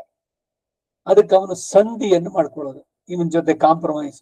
ಏನ್ ಮಾಡ್ಕೊಳ್ಬೇಕು ಅಂದ್ರೆ ಅವನ್ ಕರ್ಕೊಂಬಂದು, ಸರಿ ನೀನೇನಪ್ಪ ರಾಜ, ನಿನ್ ಕೈಗೆ ನಾನು ಇರ್ತೀನಿ, ನೀನ್ ಪ್ರತಿ ವರ್ಷ ಇದ್ ಮಾಡ್ತೀನಿ ಅಂತೆಲ್ಲ ಹೇಳಿ ತನ್ನ ಮಗಳನ್ನ ಅವನಿಗೆ ದಂಡೆತ್ತಿ ಬಂದಿದ್ದಲ್ಲ ಅವ್ನಿಗೆ ಮದ್ವೆ ಮಾಡ್ಕೊಟ್ಬಿಡೋದು, ಸಂಬಂಧ ಬೆಳೆಸೋದು. ಅವಾಗ ಅವನು ಸಂಬಂಧಿ ಅನ್ನಲ್ಲ, ಅಳಿಯಾದ. ಯಾವ ರಾಜ ಇವನ ಮೇಲೆ ಯುದ್ಧಕ್ಕೆ ಬಂದನೋ ಇವನ ಮಗಳನ್ನ ಅವನಿಗೆ ಕೊಟ್ಟು ಅವನು. ಹೀಗೆ ಈ ರಾಜನ ಅನೇಕ ಪತ್ನಿಯರು ಬರುವಂತದ್ದು ಹೀಗೂ ಕೂಡ ಆಗ್ಬೋದು. ಅಂತೂ ಬಹುವಲ್ಲಭಾಹ. ಈಗ ಪ್ರೆಸೆಂಟ್ ಏನಾಗಿದೆ ಅಂದ್ರೆ ಇವನ್ ಸೋತ್ಬಿಟ್ಟಿದ್ದಾನೆ ಎಲ್ಲರ ಹತ್ರನೂ. ಇವನ್ ಹೆಂಡತಿಯರು ಇವನ್ನೆಲ್ಲ ಅವ್ರಿಗೆ ಒಪ್ಪಿಸ್ಕೊಡ್ಬೇಕು. ಇವಾಗ ಮದುವೆ ಆಗದೆ ಇದ್ದವ್ರು ಅಂತಿಲ್ಲ, ಎಲ್ಲರನ್ನೂ ಕೊಡುವಂತದ್ದು. ಎಲ್ಲ ಮಾನಸಿಕವಾಗಿ ಎಷ್ಟು ಕ್ಲೇಶಗಳು ಅಂತ.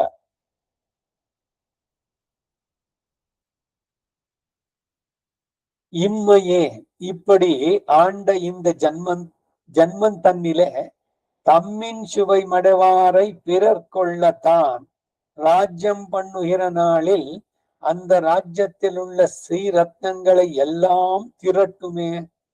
இவன் திரட்டினபடியே வேறொருவன் வந்து கை கொள்ளும்.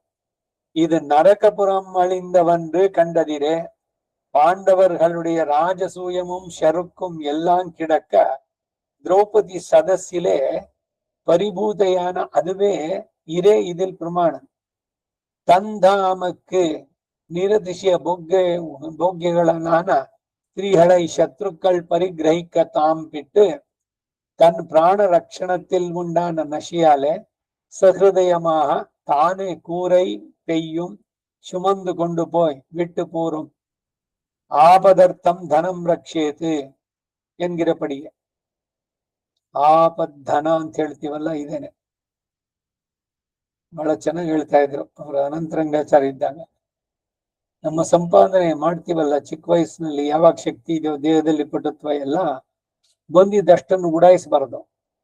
ಅದರಲ್ಲಿ 6ನೇ ಒಂದು ಭಾಗವನ್ನ ಆಪದ್ಧನವಾಗಿ ಇಡಬೇಕು. ಈ ಸೀನಿಯರ್ ಸೇವಿಂಗ್ ಸ್ಕೀಮ್ ಇದೆಲ್ಲ, ಆ ಸೇವಿಂಗ್ ಇದ್ರದ್ದು ಹೊಸದಾಗಿ ಏನಿಲ್ಲ ಇಂಟ್ರೊಡ್ಯೂಸ್ ಮಾಡಿದ್ದಲ್ಲ ಬ್ಯಾಂಕ್ ನಲ್ಲಿ, ಇದೆಲ್ಲ ನಮ್ಮ ಸಂಸ್ಕೃತಿನಲ್ಲಿ ಇದ್ದದ್ದೇನೆ. ಸಂಪಾದನೆ ಯಾವಾಗ ಚೆನ್ನಾಗಿರುತ್ತೋ ಅವಾಗ ಒಂದಷ್ಟೆಲ್ಲ ಮುಪ್ಪಿನ ಕಾಲಕ್ಕೆ ಮಾಡಿಟ್ಟಿರೋದು. ವರ್ಷಾರ್ಥಮರ್ಥಂ ಪ್ರಯತ್ನ, ಒಂದು ಬಹಳ ಸುಂದರವಾದ ಒಂದು ಸುಭಾಷಿತ ಇದೆ. ವರ್ಷಾರ್ಧಮಸ್ತವ್ ಪ್ರಯತೇನ ಮಾಸಾತ್. ಒಂದು ವರ್ಷ ಚೆನ್ನಾಗಿ ಊಟ ಮಾಡ್ಬೇಕು 2 ಹೊತ್ತು ಅಂದ್ರೆ ರೈತನಾದವನು 8 ತಿಂಗಳು ಚೆನ್ನಾಗಿ ದುಡಿದಿರ್ಬೇಕು. ಮಳೆಗಾಲದಲ್ಲಿ ಹೋಗಿ ಮಾಡಕ್ಕಾಗಲ್ಲ. ಹಾಗೆ ಆತ್ಮಾರ್ಥೆ ಒಂದಷ್ಟು ಮಾಡಿ ಇಟ್ಕೊಳ್ಬೇಕು. ಇವೆಲ್ಲ ರಿಸರ್ವ್ಸ್ ಇದ್ದಂಗೆ, ಸೇವಿಂಗ್ಸ್. ಕೆಲಸದಲ್ಲಿ ಇದ್ದ ಹಣ ಸಂಪಾದನೆ ಮಾಡ್ಬೇಕಾದ್ರೆ ಒಂದಷ್ಟು ಕೂಡ್ಬಿಟ್ಟು ಅದನ್ನೆಲ್ಲ ಡಿಪಾಸಿಟ್ ನಲ್ಲಿ ಹಾಕಿಟ್ಟಿದ್ರೆ ವಯಸ್ಸಾದ್ಮೇಲೆ ಮಗನೋ ಮಗಳನ್ನೋ ಸ್ವಲ್ಪ ದುಡ್ಡು ಕೊಡ್ತೀಯಾ, ನನ್ ಖರ್ಚಿಗೆ ಬೇಕು ಅಂತ ಕೇಳುವಂತ ಸ್ಥಿತಿ ಬರೋಲ್ಲ. ಎಲ್ರ ಮನೆಯಲ್ಲೂ ಮಕ್ಕಳು ಕೆಟ್ಟವರಲ್ಲ, ಆದ್ರೆ ಕೇಳಿದ್ರೆ ಕೊಡ್ತಾರೆ ದುಡ್ಡು. ಕೇಳೋದಕ್ಕೆ ಇವನಿಗೆ ಅಭಿಮಾನ. ಏನ್ ಅವನನ್ನ ಕೇಳೋದು? ನಾವೆಲ್ಲ ಕೊಟ್ಟು ಬೆಳೆಸಿದವ್ರು, ಈಗ ಅವ್ರನ್ನ ಕೇಳ್ಬೇಕಾ ದುಡ್ಡನ್ನ? ಸರಿ, ನಮ್ದು ಎಷ್ಟಿದೆಯೋ ಅದ್ರಲ್ಲಿ.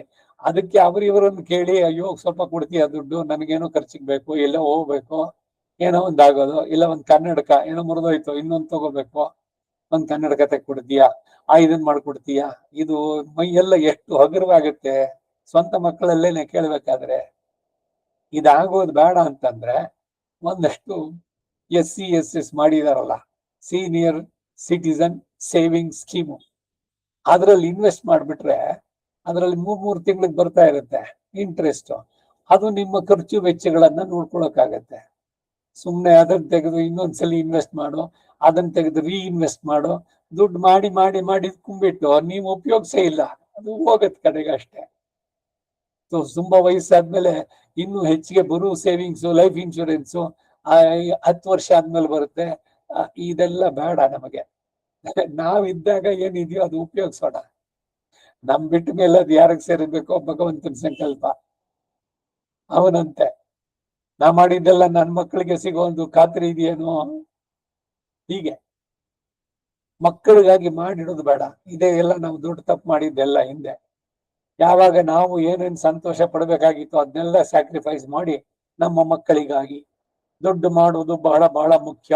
ಅದನ್ನೇ ಚಿಕ್ಕ ವಯಸ್ಸಲ್ಲಿ ಯು ಕೆ ಜಿಗೆ ಸೇರ್ಬೇಕಾದ್ರೆ ಅವನ ತಲೆಗೆ ತುಂಬಿ ಅಲ್ಲಿಂದಾನೆ ಓದ್ಬೇಕು ಮಾಡು, ಚೆನ್ನಾಗಿ ಓದು, ಸಾಫ್ಟ್ವೇರ್ ಆಗು, ಕಂಪ್ಯೂಟರ್ ಇದಕ್ಕೆ ಹೋಗು, ಮುಗೀತು, ಅಮೆರಿಕಕ್ಕೆ ಹೋಗು. ಹೋದ. ಆಮೇಲೆ ಏನಂದ್ರೆ ಬೇರೆ ನನ್ ಮಗ ಇವಾಗ ಒಬ್ಬ ಅಮೆರಿಕಾದಲ್ಲಿ ಇದ್ದಾನೆ, ಇನ್ನೊಬ್ಬ ಆಸ್ಟ್ರೇಲಿಯಾದಿದ್ದಾನೆ, ಇನ್ನೊಬ್ಬ UK ನಲ್ಲಿ ಇದ್ದಾನೆ. ಅಂತ್ಯ ಕಾಲಕ್ಕೆ ನಿಮ್ ಜೊತೆಗೆ ಯಾರಿದ್ದಾರೆ? ಭಗವಂತ ಇದ್ದಾನೆ, ನೀವು ನಂಬುದ್ರೆ. ಹೋಗ್ಲಿ, ಇಲ್ಲೇ ಇದ್ರು ಕೂಡ ಅವ್ರು ಇರ್ತಾರೋ ನಮ್ ಜೊತೆಗೆ? ಸಂಬಂಧಗಳು ಎಷ್ಟು ಹಳಸೋಗುತ್ತೆ ಎಲ್ಲ ನೋಡಿ. ಹರಿ ಮಿತ್ರ ಸತಿ ಪುತ್ರ ಎಲ್ಲ ಕರ್ಮದ ಅವತಾರಗಳು. ಕುರಿಯನಾಗಿಸಿ ನಿನ್ನ ಕಾಪಿಡುವ ಸಂಸಾರ ಉರಿ ಮಾರಿಯಾದೀತೋ ಮಂಕುತಿಮ್ಮ ಅಂತ. ಅದಕ್ಕೆ ವಾರ್ಧಕ್ಯದಲ್ಲಿ ಈ ಎಲ್ಲ ಅಟ್ಯಾಚ್ಮೆಂಟ್ಸ್ ಬಿಟ್ಕೊಂಡ್ಬರ್ಬೇಕು. ಅವರವರು ಅವರಿಗೆ ಬಿಟ್ಟು ಬಿಡೋದು. ಕೇಳಿದ್ರ ನಿಮ್ ಮಾತನ್ನ ಸರಿ, ಕೇಳದಿದ್ರೆ ಹೇಳುವುದು ಬೇಡ ಅವ್ರಿಗೆ. ನೀವು ಪ್ರಾರ್ಥನೆ ಮಾಡಿ, ಭಗವಂತ ಅವ್ರಿಗೆ ಒಳ್ಳೆ ಬುದ್ಧಿ ಕೊಡು ಅಂತ.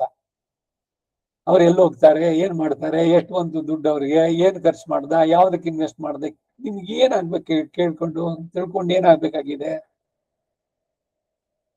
ಎಷ್ಟೆಷ್ಟು ಇದನ್ನೆಲ್ಲ ಬಿಟ್ಕೊಂಡ್ ಬರ್ತೀವೋ ಅಷ್ಟಷ್ಟು ಮನಸ್ಸಿಗೆ ನೆಮ್ಮದಿ ಇರುತ್ತೆ, ಮನೆಯಲ್ಲಿ ಘರ್ಷಣೆಗಳಿರೋಲ್ಲ. ಅವ್ರನ್ನ ಕೇಳಿ ಬೇಕಾದ್ರೆ ಚಿಕ್ಕವ್ರನ್ನ, ಅಯ್ಯೋ ನಮ್ಮ ತಂದೆನೋ ಇವರೋ ತಾಯಿಯೋ ದೇವರಂತವ್ರು ನಮ್ ಸುದ್ದಿಗ್ ಬರೋಲ್ಲ. ಅವ್ರೇನಾದ್ರು ಸುದ್ದಿಗೆ ಬಂದ್ರೆ ಇವ್ರ ಜೊತೆನಲ್ಲಿ ಇರೋಲ್ಲ. ಅವಾಗೇನು ಬಿದ್ರು ಮೀಸೆ ಮಣ್ಣಾಗ್ಲಿಲ್ಲ ಅಂತ, ಇಲ್ಲ ನೋಡಿ ಅವನಿಗೆ ವೈಟ್ ಫೀಲ್ಡ್ ಇಲ್ಲ KR ಪುರಂ ಎಲ್ಲೋ ಅವನ ಕೆಲಸ, ಬೆಳಗ್ಗೆ ಹೋದ್ರೆ ರಾತ್ರಿ 12 ಗಂಟೆ ಆಗೋದು ಬರೋದು, ಅದಕ್ಕೆ ಬೇಡಪ್ಪ ನೀನ್ ಅಲ್ಲೇನೆ ಮಾಡ್ಕೊಂಡ್ಬಿಡ್ಬೋದು. ವಾಸ್ತವವಾಗಿಯೂ ಇರ್ಬೋದು, ಇಲ್ಲ ಬೇರೆ ಸಂಬಂಧ ಕೂಡ ಅವನ ಅಲ್ಲಿ ಬೇರೆ ಬೇರೆ ಇರುವಂತಹದ್ದು. ಇವೆಲ್ಲ ಕರ್ಮಯುತವಾಗಿ ಬರುವಂತಹದ್ದು ಸಂಬಂಧಗಳು ಎಲ್ಲವೂ ಕೂಡ. ಸ್ವಂತ ಮಕ್ಕಳೇ ಇವರುಗಳೇನೆ ಅಷ್ಟೇ. ಅದರಿಂದ ಈ ಸಂಬಂಧಗಳಿಗೆ ಪ್ರಾಶಸ್ತ್ಯವನ್ನು ಅಥವಾ ಅದರಲ್ಲಿ ತುಂಬಾ ಡೀಪ್ ಆಗಿ ಒಳಗಡೆ ಹೋದ್ರೆ ಬರೀ ರಾಡಿ ಕೊಚ್ಚೆ. ಅದಕ್ಕಾಗಿ ಅಲ್ಲಿಂದ ಅದನ್ನೆಲ್ಲ ಬಿಟ್ಟು ಮೇಲೆ ಸಂಸಾರದಲ್ಲಿ ಇದ್ದು ಇರದವಲ್ ಹೊತ್ತು ಹೊರದವಲ್ ಅಂತ ಜೀವನವನ್ನು ನಡೆಸಿದವನು ವಿವೇಕಿ ಆಗ್ತಾನೆ. ಅವನಿಗೆ ಅಷ್ಟೊಂದು ದುಃಖ ಆಗೋಲ್ಲ.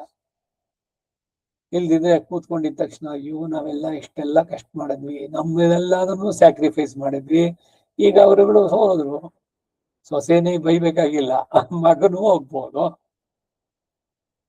ಎಲ್ರೂ ಅಷ್ಟೇ, ಮಗ ಏನು ಸೊಸೆ ಏನು. ಸಂಸಾರದ್ದು ಇಷ್ಟೇನೆ. ಅದರಿಂದ ಇವೆಲ್ಲವನ್ನ ಬಿಡೋಣ. ಹೋಗ್ಲಿ, ಅಧಿಕಾರದಲ್ಲಿ ಇದ್ದಲ್ಲ ರಾಜ, ಅವನ್ದೇನಾಯ್ತು ಅಂದ್ರೆ ಅವನದು ಅಷ್ಟೇನೆ. ಈ ರೀತಿ ಆಳುವ ಈ ಜನ್ಮದಲ್ಲೇ ತಮ್ಮಿಂಚುವೈ ಮಡವಾರೈ ಪಿರರ್ಕೊಳ್ಳ ತಾಂಬಿಟ್ಟ. ತಾನೇನು ಪರಾಕ್ರಮದಿಂದಾನೋ ಇದರಿಂದನೋ ಪಡೆದಂತ ಸ್ತ್ರೀ ರತ್ನಗಳನ್ನೆಲ್ಲ ಸಂಗ್ರಹಿಸಿದವನೋ, ಈಗ ಇವನು ಸಂಗ್ರಹಿಸಿದಂತೆ ಮತ್ತೊಬ್ಬನು ಇವನಿಂದ ಸಂಗ್ರಹಿಸ್ತಾನೆ. ಇದು ನರಕಪುರ ನಾಶವಾದಾಗ ಗಂಡದಲ್ವೇ, ನರಕಾಸುರನ ಸಂಹಾರ ಮಾಡಿದಾಗ 20,800 ಜನ ಅಲ್ಲಿ ಬಂಧನದಲ್ಲಿದ್ದವರು ಏನನ್ನು ಸಾಧಿಸ್ಬೇಕು ಅಂತ ಇದ್ದಿದ್ದು. ಹೀಗೆ ಒಂದೊಂದು ಕೂಡ ಪಾಂಡವರ ರಾಜಸೂಯಯಾಗದ ಮಹತ್ವ ಎಲ್ಲವೂ ಇದ್ದಾಗಲೂ ಕೂಡ ದ್ರೌಪದಿಯು ಸದಸ್ಸಿನಲ್ಲಿ ಅನುಭವಿಸಿದ ಅವಮಾನವೇ ಇದಕ್ಕೆ ಪ್ರಮಾಣ. ಪತಿಗಳ ಇವರಿದ್ದರೇನು ಸತಿಯ ಭಂಗಕ್ಕೆ ಒದಗಲಿಲ್ಲ, ಗತಿ ನೀನೇ ಕೃಷ್ಣ ಅಂತಂದಾಗ ಅತಿ ವೇಗದಿ ಬಂದೊದಗಿದೆಯೋ ಅನಾಥ ಬಂಧು ಕಾರುಣ್ಯ ಸಿಂಧು ಕೀರ್ತನೆ ಎಷ್ಟು ತೀವ್ರವಾಗಿದೆ ಅದರಲ್ಲಿ ಆ ಪ್ರಾರ್ಥನೆ. ಪತಿಗಳು 5 ಜನ ಇದ್ರು, ಏನಾರು ಬಂದ್ರು ಸತಿಯ ಭಂಗಕ್ಕೆ.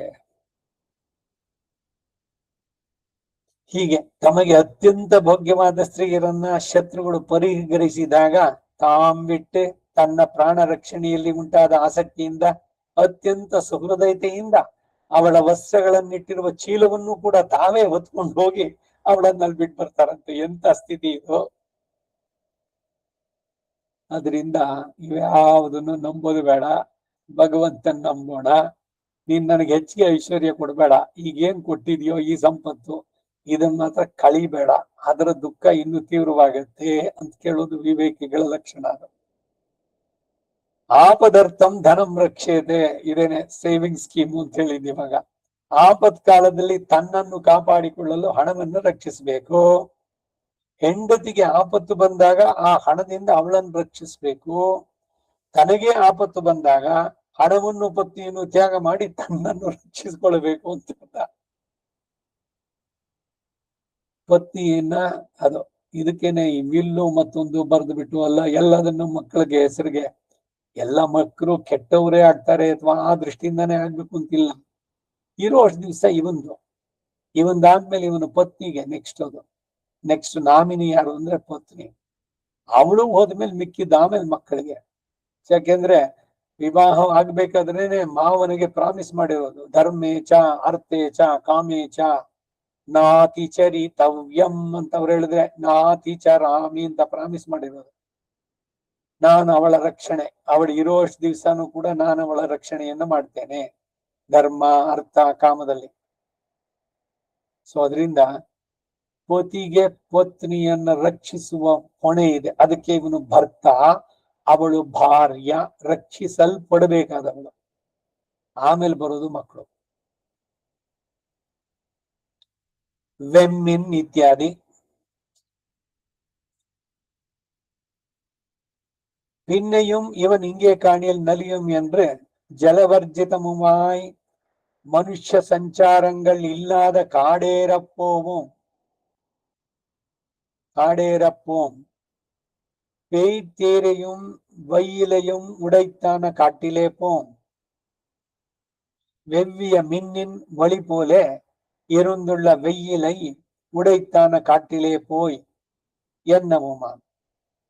குமை தின்பர்கள் அர்த்தவானுக்கு எங்கும் ஆள் ஓடுமே, அவன் போன விடத்தே போய்கொண்டு வருகிறோம், எங்களுக்கு வெத்திலை இட்டு அருளீர் என்பர்கள் அருகே நின்று அப்படி செய்து வாருங்கோள் என்று அவர்களுக்கு வேண்டுவதெல்லாம் கொடுத்து விடும்.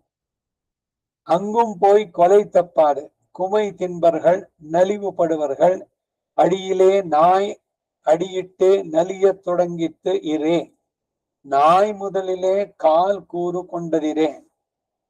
ஆன பின்பு செம்மின் இத்தியாதி சிவந்து மின்னா நின்றுள்ள முடியை உடைய சிவப்பதி திருவடிகளை கடுக ஆசிரியிக்க பாருங்கோள்.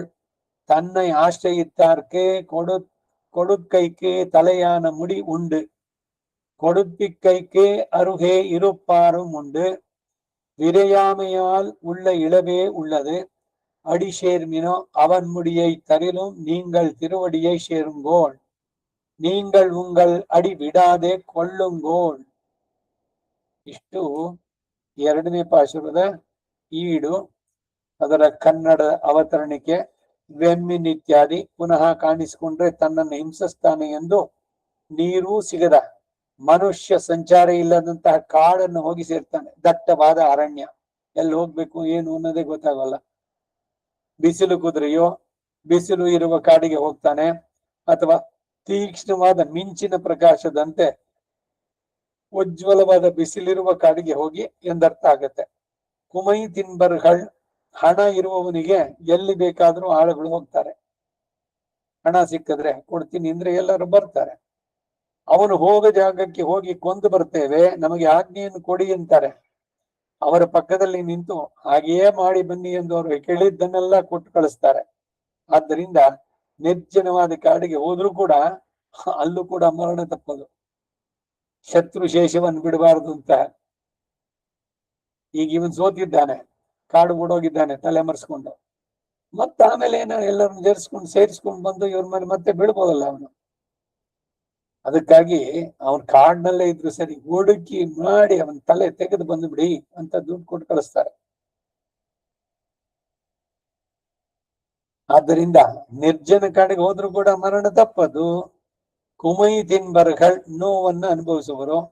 ಮೊದಲನೇ ಪಾಶದಲ್ಲಿ ಹೇಳಿದಂತೆ ನಾಯಿ ಕಾಲನ್ನು ಹಿಡಿದು ಹಿಂಸಿಸಲಾರೆಂಬಿದ್ದು ಇವನ ಶರೀರದಲ್ಲಿ. ಮೊದಲು ನಾಯಿ ಕಾಲು ಭಾಗವನ್ನು ತಗೊಂಡು ಉಳಿದ ಮುಕ್ಕಾಲು ಭಾಗನ್ನ ಇವರು ತೆಗೆದುಕೊಂಡು ಹೋಗ್ತಾರೆ ಅಂತ ಅರ್ಥ. ಸಂಸಾರದ ಸುಖ ಹೇಗಿದೆ? ಅರಸೊತ್ತಿಗೆ ಕೈಗೊಬ್ಬ ಕಾಲ್ಗೊಬ್ಬ ಆಳುಗಳು ಎಲ್ಲವೂ ಕೂಡ ಎಷ್ಟು ನಶ್ವರ ಅನ್ನೋದನ್ನು ಹೇಳ್ತಾ ಇದ್ದಾರೆ. 3ನೇ ಪಾಶುರ 3ஆம் பாட்டு. ராஜாக்கள் தங்கள் காலிலே விழுந்து கிடந்தால் அநாதரித்திருக்கும் மதிப்பை உடையவர்கள் ஒரு சேதனன் என்று நினையாதபடி மதிப்பு ಅರವர்கள் ಎನ್கிறார். ಆದ್ದರಿಂದ ಶೆಮ್ಮಿನ್ ಇತ್ಯಾದಿ ಕೆಂಪಗೆ ತಳತಳಿಸುವ ಮುಡಿಯುಳ್ಳ ಶ್ರೀಯಪತಿಯಾದ ಶ್ರೀಮನ್ನಾರಾಯಣನ ಸಿರಿಯಡಿಗಳನ್ನ ಶೀಘ್ರವಾಗಿ ಆಶಿಸಲು ನೋಡಿ, ತನ್ನನ್ನು ಆಶ್ರಿಸಿದವರಿಗೆ ಕೊಡಲು ತಲೆಯಾದ ಮುಡಿ ಇದೆ, ಕೊಡಿಸಲು ಪಕ್ಕದಲ್ಲಿರುವವರು ಉಂಟು, ಆಶ್ರಯಿಸದೇ ಇರೋದ್ರಿಂದ ಅಪ್ರಾಪ್ತಿ. ಅಡಿಶೇರ್ಮಿನೋ, ಅವನ ತನ್ನ ಮುಡಿಯನ್ನು ಕೊಟ್ಟರು ನೀವು ಅವನ ಸಿಡಿ ಅಡಿಗಳನ್ನ ಸೇರಿ ನಿಮಗೆ ಉಪಾದೇಯವಾದ ಅಡಿಗಳನ್ನ ಬಿಡಬೇಡಿ, ಕೃಷ್ಣನ ಚರಣವ ಹಿಡಿ ಭದ್ರವಾಗಿ ಅಂತ. ಈಗ 3ನೇ ಪಾಶದ್ದು, ರಾಜರು ತಮ್ಮ ಕಾಲಿನಲ್ಲಿ ಬಿದ್ದು ಹೊರಡಾಡ್ತಾ ಇದ್ರು ಕೂಡ ಅನಾದರಿಸಿಬಿಟ್ಟು ದೊಡ್ಡವರಾಗ್ತಾರೆ. ಇವನು ಒಬ್ಬ ಚೇತನ ಎಂದು ಭಾವಿಸಲು ಸಾಧ್ಯವಾಗುವುದಂತೆ ಗೌರವ ಕಳೆದುಕೊಳ್ತಾರೆ. ಪದವಿಗಳು ಕೂಡ ಶಾಶ್ವತವಲ್ಲ ಅಂತ ಇದೆ. பாசுர அடிசேர் முடியினராகி அரசர்கள் தாம் தொழ இடிசேர் முரசங்கள் முத்தத்தியம்ப விருந்தவர் ஒடிசேர் துகளாய் போவர்கள் ஆதலில் நொக்கென கடிசேர் துளாய் முடி ಕಣ್ಣನ್ ಕಳಲ್ಗಳ್ ನಿನಮಿನೋ. ಅಡಿ ತನ್ನ ಪಾದಗಳೊಡನೆ ಶೇರ್ ಸೇರಿದಂತಹ ಮುಡಿಯಿನ ರಾಹಿ ತಲೆಯುಳ್ಳವರಾಗಿರುವಂತಹ ಅರಸರುಗಳ್ ರಾಜರು ತಾಮ್ ಅವನು ಆದರ ತೋರದಿದ್ರು ಕೂಡ ಇದೇ ತಮಗೆ ಪುರುಷಾರ್ಥ ಎಂಬ ಭಾವನೆಯಿಂದ ತಾವು ತೊಳ ಆಶ್ರಯಿಸ್ತಾ ಇರಲು ಇಡಿ ಸಿಡಿಲಿಗೆ ಶೇರ್ ಸಮಾನವಾದಂತಹ ಮೂರಶಂಗಳ್ ನಗಾರಿಗಳು ಮುತ್ತತ್ತು ಅಂಗಳದ ಹೊರಗೆ ಈ ಎಂಬ ಮೊಳಗುತ್ತಾ ಇರಲು ಇರುಂದವರ್ ಅದರಲ್ಲಿ ಕೇಳಿದ್ರೆ ಅನ್ಯಪರರಾಗಿರಂತೆ ಇದ್ದವರು ಓಡಿ ಪದಾರ್ಥದ ಏಕದೇಶದನ್ನೇ ಶೇರ್ ಸೇರಿದಂತಹ ತುಗಳಾಯ್ ಪರಮಾಣುವಿನಂತೆ ಹೋವರಗಳ್ ಘನತೆ ಇಲ್ಲದೆ ಹೋಗ್ತಾರೆ. ಆದ್ದರಿಂದ ನೊಕ್ಕೆನ ತಕ್ಷಣವೇ ಕಡಿ ಶೇರ್ ಸುಗಂಧದಿಂದ ಕೂಡಿದಂತಹ ತುಳಾಯ್ ತುಳಸಿ ಮಾಲೆಯಿಂದ ಅಲಂಕೃತವಾದ ಮುಡಿ ಶಿರಸುಳ್ಳ ಕಣ್ಣನ್ ಕೃಷ್ಣನ ಕಳಲ್ಹಳ್ ಪಾದಗಳನ್ನ ನೀನೈಮಿರೋ ಧ್ಯಾನಿಸಿ ನೆಚ್ಚದಿರಿ. ಐಶ್ವರ್ಯ ಅಂತಸ್ತು ಅಧಿಕಾರಗಳು ಇವೆಲ್ಲ ಶಾಶ್ವತ ಅಲ್ಲ ಅನ್ನೋದನ್ನ ಬಹಳ ಸುಂದರವಾಗಿ ಹೇಳ್ತಾರೆ. ಈ ಜಾಗದಲ್ಲಿ ನಿಲ್ಸ್ಕೊಂಡಿರೋಣ. ತಿರುಕ್ಕುರುಹೈ ಪಿರಾನ್ ಪಿಳ್ಳಾನ್ ತಿರುವಡಿಗಳೇ ಶರಣಂ. ಕವಿತಾರ್ಕಿಕ ಸಿಂಹಾಯ ಕಲ್ಯಾಣ ಗುಣಶಾಲಿನೆ ಶ್ರೀಮತೆ ವೆಂಕಟೇಶಾಯ ವೇದಾಂತ ಗುರವೇ ನಮಃ. ವಾದಿದ್ವಿಪಶಿರೋ ಭಂಗ ಪಂಚಾನ್ನ ಪರಾಕ್ರಮಃ ಶ್ರೀಮಾನ್ ವೆಂಕಟನಾಥಾರ್ಯಶ್ಚಿರಂ ವಿಜಯತಾಂ ಭುವಿ. ಶ್ರೀಮತೆ ನಿಗಮಾಂತ ಮಹಾದೇಶಿಕಾಯ ನಮಃ. ಸರ್ವಂ ಶ್ರೀ ವಾಸುದೇವಾರ್ಪಣಮಸ್ತು.